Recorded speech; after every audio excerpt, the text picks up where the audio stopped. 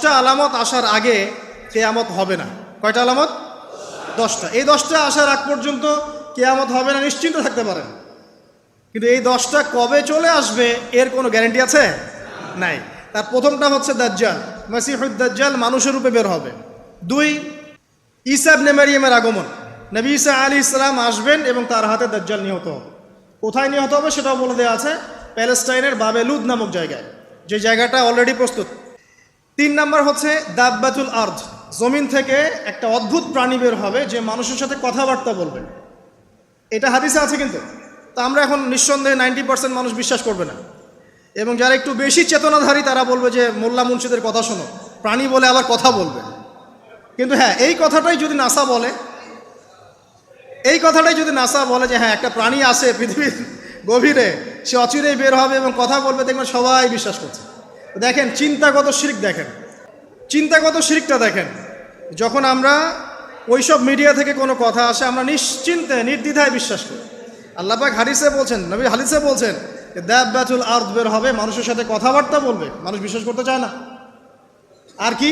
ধোঁয়া, এই ধোঁয়ায় আকাশ ছেয়ে যাবে, ধোঁয়া দিয়ে আকাশ ছেয়ে যাবে। এবং এত বড় ধোঁয়া বিশ্ববাসী কখনো দেখে নাই। এখন অনেকে বলছেন, এখনকার আধুনিক স্কলার যারা, অনেক স্কলারের এটা মত, এটা কিন্তু হাদিসে নাই, তাদের মত হতে পারে যে একটা নিউক্লিয়ার এক্সপ্লোশন হবে। সারা ওয়ার্ল্ড তো এখন নিউক্লিয়ার যুদ্ধের সামনে দাঁড়িয়ে আছে, তখন হয়তো বা ধোঁয়ায় পুরো বিশ্ব ছেয়ে যেতে পারে, এটা তাদের মত।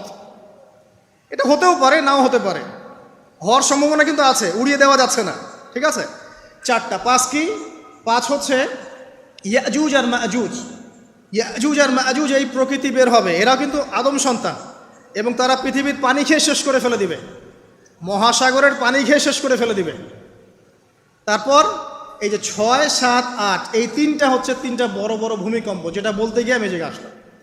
এই 3টা ভূমিকম্প এখনও আসা বাকি আছে। নবীজি বলেছেন একটা পৃথিবীর পূর্ব দিকে হবে। পূর্ব দিক কোন দিক? এই যে Indonesia, Malaysia, Bangladesh, Pakistan, Myanmar, আপনার শ্রীলঙ্কা, এই পুরো কন্টিনেন্ট পূর্ব দিক, পৃথিবীর পূর্ব দিক। কোন কান্ট্রি এটা তো বলা হয় নাই, পূর্ব দিক বলা হয়েছে। এবং এখানে ভূমিকম্প বলা হচ্ছে না, বলা হচ্ছে ভূমি ধসে যাবে, মানে পুরো ভূমিটা নিচে চলে যাবে। এখন যারা এগুলো নিয়ে গবেষণা করেন তারাও কিন্তু সেম কথাই বলছেন, খেয়াল করে দেখেন। তারা হয়তো বিজ্ঞান দিয়ে ব্যাখ্যা করছেন, কিন্তু হাদিসে কিন্তু এটা বলা আছে। আরেকটা হচ্ছে পৃথিবীর পশ্চিম দিকে। আর পশ্চিম দিকে কেন হবে জানেন? সমকামিতার কারণে, সুদের কারণে, জেনার কারণে, পর্নোগ্রাফির কারণে, এবং সারা বিশ্বকে তারা যে জুলুমটা করছে, এই জুলুমের প্রতিফল হিসেবে আল্লাহ পাক ধসিয়ে দিবে। একটা হচ্ছে পৃথিবীর মাঝখানে কারা আছে? মাঝখানে আমাদের আমিরুল মুমিনিনরা আছে এখন, নাকি? হ্যাঁ, যারা ইসরায়েলের সাথে আতাত করছে এরা আছে, আমিরুল মুমিনিনরা আছে।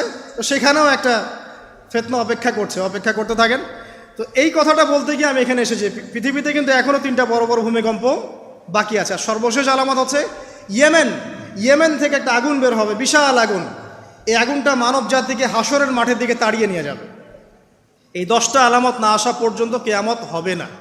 অতএব আপনি এখন রিল্যাক্সে নাকে তেল দিয়ে ঘুমান, নাকি ভাই?